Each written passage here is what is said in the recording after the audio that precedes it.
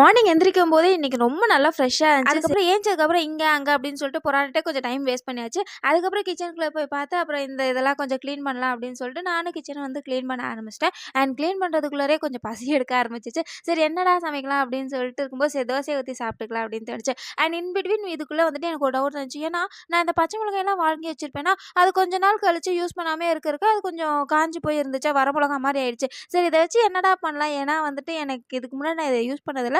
In between மென் ஒரு குயிக்காக எங்கள் அம்மாவுக்கு கால் பண்ணிட்டு என்ன பண்ணலாம் அப்படின்னு கேட்டேன் எங்கள் அம்மாட்ட. அப்போ எங்கள் அம்மா சொன்னாங்க இந்த மாதிரி சட்னிலாம் போட்டு அரைச்சினாலுமே வந்துட்டு டேஸ்ட் நல்லா தான் இருக்கும் அப்படின்னு சொன்னாங்க. அவங்க சொன்ன மாதிரியே பார்த்தீங்கன்னா இன்றைக்கி கார சட்னி செய்யலாம் அப்படின்னு சொல்லிட்டு கார சட்னியில் போட்டுட்டு அப்புறம் கூடவே இந்த வெங்காயம் பூண்டு அதெல்லாம் போட்டு செஞ்சுருந்தேன்னா புளி ஆட் பண்ண மறந்துட்டேன். பட் அதுவுமே டேஸ்ட் நல்லா இருந்துச்சு. என் தோசையுமே நல்லா கிறிஸ்பியாக போட்டுட்டு இந்த கார சட்னியோட வச்சு காம்பினேஷன் போட்டு அவ்வளோ டேஸ்ட்டாக இருந்துச்சு. பட் ஒரே வித்தியாசம் இருந்துச்சு, அங்கே அம்மா வந்து நல்லா நெய் தாராளமாக ஊற்றி தருவாங்க. பட் இங்கே வந்துட்டு கொஞ்சம் பார்த்து பார்த்து தான் செலவு பண்ண வேண்டியதாக இருக்குது. உங்களுக்கு தோசை கூட எந்த சட்னி காம்போ பிடிக்குன்றத கமெண்ட்ல சொல்லுங்க.